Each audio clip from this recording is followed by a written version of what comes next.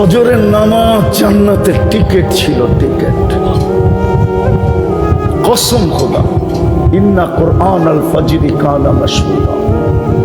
মুসলমানের উচিত ছিল 3 ওয়াক্ত নামাজের জামাত কখনো ছাড়া উচিত ছিল। কয়ক্ত? ফজর, আসর, এশা।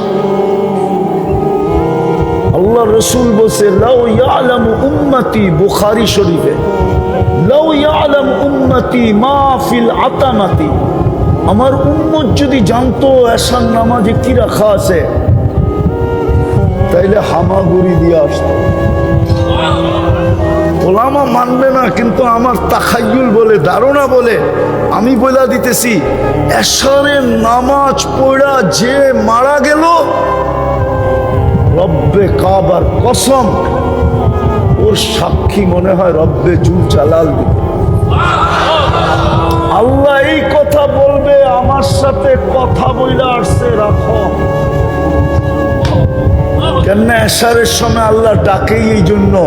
সকালে তো কথা হইলো, তারপরে দুপুরে হইলো, তারপরে আসরে হইলো, তারপরে মাগরিবে হইলো, একটু পরে তো তুই ঘুমায়া যাবি। সকালে উঠাইলে না কথা হবে, না উঠাইলে তো আর কথা হবে না। এশায় আয় না, দুইজনে একটু কথা কয়ে ঘুমাই না।